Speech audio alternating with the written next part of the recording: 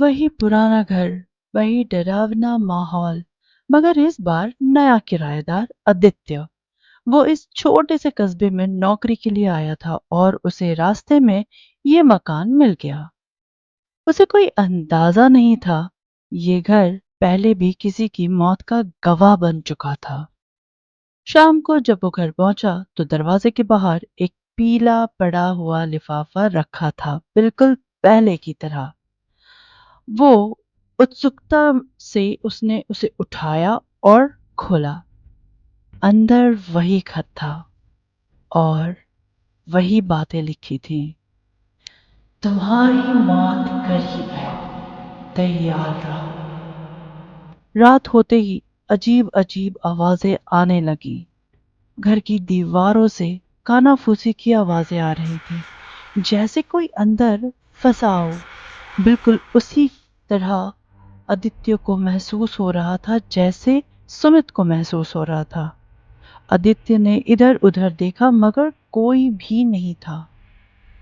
Aditya bathroom में गया और जैसे ही उसने आईने में देखा उसका दिल दहल गया। आईने में उसकी परछाई कुछ अलग थी, बिल्कुल सुमित की तरह। जैसे सुमित जब आईने में देखता है तो उसको उसकी परछाई नहीं नजर आती। आईने में जो परछाई थी वो मुस्कुरा रही थी, जबकि आदित्य खुद घबराया हुआ था। जिस दरवाजे पर किसी ने जोर से दस्तक दी। कौन है?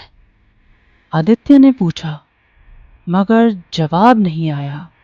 उसने झांक कर देखा मगर दरवाजे के पीछे कोई खड़ा था, बिल्कुल उसकी कदकाठी, मगर चेहरा नहीं दिख रहा था। जैसे सुमित के साथ जो सूरत हाल था वही सूरत हाल आदित्य के साथ था।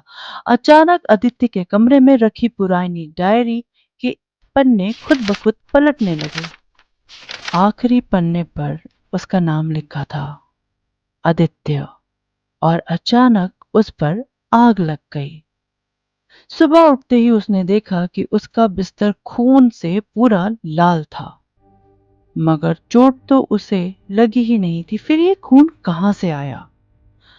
आदित्य ने डर के मारे घर छोड़ने का फैसला किया। जैसे ही वो सीढ़ियों से नीचे उतरने लगा उसे महसूस हुआ कि कोई सीढ़ियों से कूदकर गिरा और जोर से चिल्लाया, मगर वहां कोई नहीं था।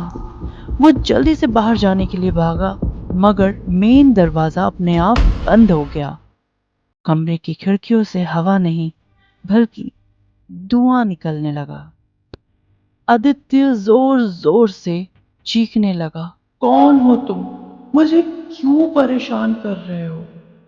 जवाब में पूरे घर में एक जोर की चीख गूंजी, तुम अब इस घर को नहीं छोड़ के जा सकते। डर के मारे आदित्य ने अखबारों में इस घर की खोजबीन की और उसे एक पुरानी रिपोर्ट मिली। इस घर में पहले जो किराएदार आया था वो भी एक रहस्यमय खत मिलने के बाद गायब हो गया था। आधी रात में आदित्य को महसूस हुआ कि कोई उसका गला दबा रहा है। वो हिल भी नहीं पा रहा था, पर जैसे ही उसने रब का नाम लिया वो ताकत हट गई। लेकिन अचानक दीवारों पर खून से लिखा नाम उभरने लगा, आदित्य, तुम्हारी बारी है अब। सुबह दरवाजे पर एक और खत पड़ा था, तू कितना भी भागे मौत तुझे ढूंढ ही लेगी। रात होते ही आदित्य को घर की खिड़की से बाहर कई परछाइयां दिखी। वे सब की सब उसकी तरफ ही इशारा कर रही थी। उसे बहुत डर लग रहा था। उसने फौरन सामान पैक किया और दरवाजे की तरफ भागा। तभी एक आवाज आई, अगर तुमने इस घर को छोड़ा तो मौत तुम्हारा पीछा जरूर करेगी। तुम इस घर से तो भाग सकते हो पर अपनी मौत से नहीं। आदित्य गाड़ी में बैठता है और गाड़ी स्टार्ट करने की कोशिश करने लगता है, मगर इंजन बंद हो गया। मिरर में देखा, पीछे वही परछाई बैठी थी। किसी तरह आदित्य ने घर छोड़ दिया और एक नए शहर में चला गया। मगर क्या सच में वो चला गया था? वो बच पाया था? उसके जाने के बाद घर फिर से खाली पड़ा था, मगर दरवाजे पर एक नया खत रखा था, किसी और के नाम का। आदित्य के जाने के कुछ महीने बाद वो घर फिर से किराए पर दे दिया गया, इस बार एक पत्रकार को। करण वहां रहने आया था। उसे अजीब कहानियों और रहस्यों की खोज करना बड़ा पसंद था, लेकिन उसे क्या पता था कि इस बार वो खुद एक कहानी का हिस्सा बनने जा रहा है। घर में घुसते ही करण को ठंडक का एहसास हुआ, जैसे कोई उसकी मौजूदगी से नाखुश हो। उसने इस अजीब एहसास को नजरअंदाज किया और सामान सेट करने में लग गया। रात को जब वो दरवाजा बंद करने गया, तो उसे दरवाजे के नीचे एक पुराना पीला पड़ा लिफाफा दिखा, बिल्कुल उसी तरह जिस तरह से सुमित और आदित्य को दिख चुका था। उसने भी उसी तरह उसे खोला और अंदर वही संदेश था। तुम्हारी मौत करीब है, तैयार रहो। आदित्य के जाने के बाद अब क्या फिर एक बार वही खेल खेला जा रहा था? रात आधी हो चुकी थी। करण को अचानक किसी के दरवाजे पीटने की आवाज सुनाई दी। कौन है? उसने जोर से पूछा, मगर कोई जवाब नहीं मिला। बाहर झांकने पर उसे कुछ दिखा भी नहीं। करण ने फिर अपने कमरे की लाइट जलाई और आईने में उसे कुछ दिखा, जैसे पीछे कोई चल रहा था। उसने फौरन मुड़ के देखा, मगर कोई नहीं था। उसने जब अपनी घड़ी देखी तो उसकी सुइयां उल्टी दिशा में घूम रही थी। अब उसे एहसास हो चुका था कि वो जगह नॉर्मल तो बिल्कुल नहीं थी। करण जैसे ही सोने की कोशिश करने लगा, सब बातों को नजरअंदाज करते हुए उसने दीवार से हल्की चीखें सुनाई देने लगी। कुछ कह रहा था, जैसे मत रुको, भाग जाओ यहां से, भाग जाओ। डर के मारे करण आंखें बंद कर लेता है, मगर तभी बिस्तर के नीचे से कुछ खिसकने की आवाज आई। जब उसने झुककर देखा तो वहां कोई बैठा हुआ था, और वो कोई और नहीं था, खुद करण था। सेम शक्ल, सेम कदकाठी, मगर आंखें बिल्कुल काली। सुबह होते ही उसने घर की तलाशी ली, क्योंकि रात वो काफी डर चुका था। सो उसने रात में ही सोच लिया था कि सुबह होते ही वो पूरे घर की तलाशी लेगा। सो वो पूरे घर की तलाशी ले रहा था और एक पुरानी अलमारी में धूल से भरी एक फाइल मिली। उसमें उन लोगों के नाम लिखे थे जिन्होंने इस घर में रहकर अपनी जान गंवाई थी।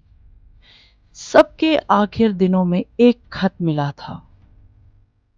करण ने तुरंत पुलिस को कॉल किया, मगर फोन से अजीब फुसफुसाहटें सुनाई देने लगी। कोई तुम्हारी मदद नहीं कर सकता, अब तुम्हारी बारी है। शाम को उसने बाहर झांका तो ऊपरी मंजिल की खिड़की से कोई गिरा, मगर नीचे कुछ भी नहीं था, कोई लाश नहीं थी।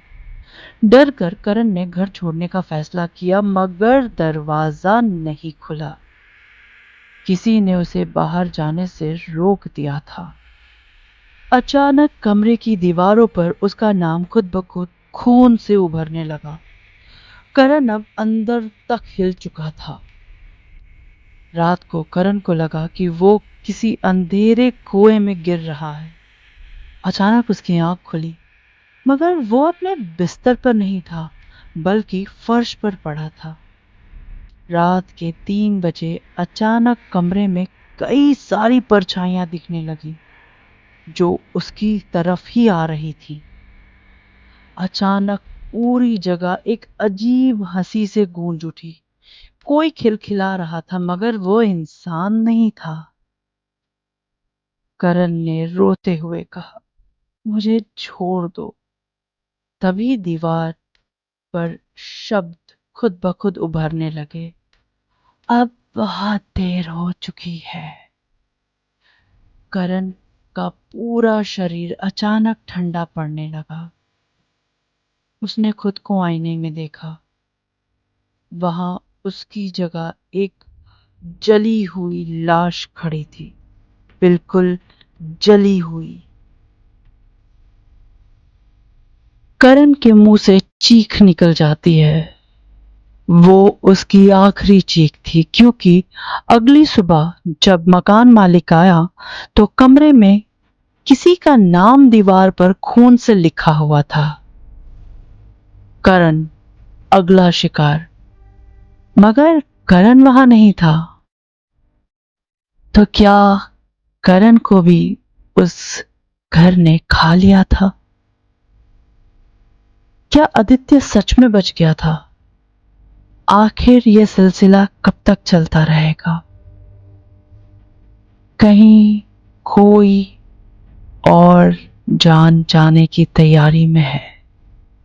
आपको हमारी आज की ये कहानी कैसी लगी हमें जरूर बताइएगा। कहानी को लाइक, शेयर और उस पर कमेंट जरूर कीजिएगा, और हमारे चैनल को जरूर सब्सक्राइब कर लीजिएगा। हम आपके सामने फिर से हाजिर होंगे एक बिल्कुल नई कहानी के साथ। तब तक अपना ख्याल रखिए और डरते रहिए।